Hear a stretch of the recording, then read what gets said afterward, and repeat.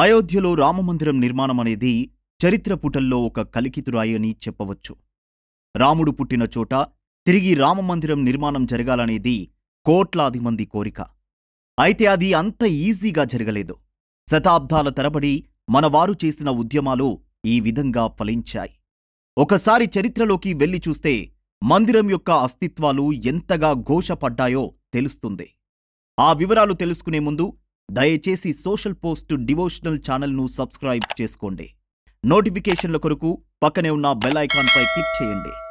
అయోధ్య రామాలయాన్ని 1528లో మొఘల్ చక్రవర్తి బాబర్ ధ్వంసం చేసి బాబ్రీ మసీదు నిర్మించారు.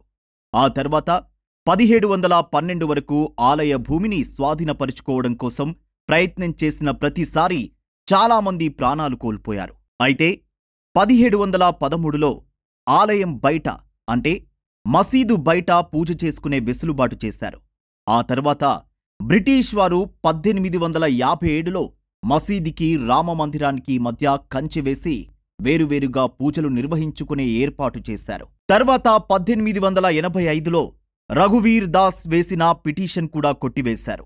సరిగ్గా 5 దశాబ్దాల తరువాత 1949లో అభిరామ్ దాస్ గుట్టుగా లోపలికి చొరబడి మసీదులో రాముడి విగ్రహ ప్రతిష్ఠ చేసిన తర్వాత ఈ ఉద్యమం మరోసారి ప్రజల్లోకి వెళ్ళింది. తదనంతరం నాయకుల సాయంతో 1992లో బాబ్రీ మసీదు నేలమట్టమైంది. 2019లో కోర్టు అనుకూలమైన తీర్పు ఇవ్వడంతో రామ మందిరం నిర్మాణానికి నాంది పలికినట్లు అయింది. జై శ్రీరామ్.